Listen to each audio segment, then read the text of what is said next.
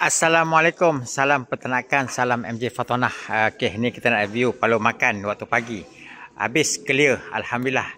Sebelah petang memang kita bagi pelepas sawit dan sebelah pagi kita bagi makanan yang kita beli ya. Kita compare kalau kita buat dengan kita beli, bezanya tak banyak, tapi kita punya penat tu lebih. Jadi akhirnya kita buat keputusan kita beli makanan ni. Kita beli daripada mana? Kita beli daripada Bukit Mentajam, daripada pembekal boleh hubungi kami kalau nak dapatkan bekalan. Sebab ini murah satu beg bukan harga RM50, 1 kilo RM1 lah harga untuk premium PKP 7818. Dia punya profit dia punya protein lemak dia 18 ke 20% Protein untuk lembu minimum 14%, tapi ini protein dengan lemak 18%. Kita ada ujian makmal mengesahkan dia punya profit dia dan dia komplit dengan dia punya fiber dan juga kalsium.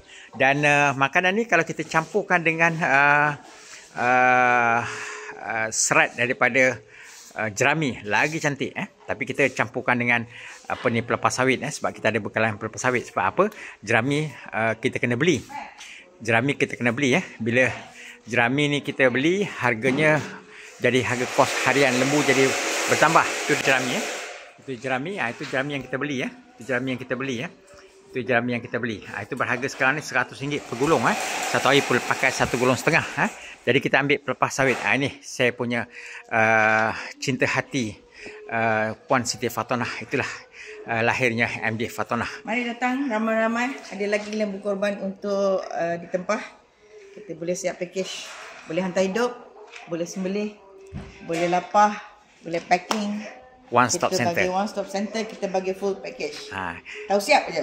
Kita mengutamakan makanan yang terbaik untuk lembu-lembu kita yang sekarang ni kita dalam peringkat renovasi kita punya ladang Kita naikkan bumbung. Alhamdulillah Allah bagi rezeki selepas 20 tahun kita naikkan bumbung ni tinggi supaya trailer yang bawa makanan boleh terus parking ke dalam kita punya stor makanan Okey, ni ketinggian 15 kaki ni. Jadi trailer boleh lepas. Alhamdulillah, dulu tak boleh lepas Kita kena pikul dekat mana? Dekat kemah tu.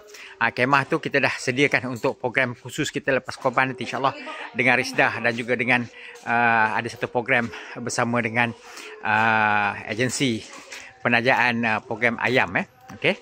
Tuan-tuan dan puan-puan, kita berada di Kuala Selangor 20 tahun daripada 2005. Alhamdulillah kita dah 20 tahun Allah izinkan kami dalam industri ni. Dan siapa nak berkorban boleh datang hadir kat sini Ini mesin yang kita gunakan untuk meracik pelepas sawit. Mana pelepas sawit dia? Ni dia pelepas sawit Pelepas sawit ni kita ambil daripada ladang sekitar kita. Okey, jom nak berkorban dengan kita.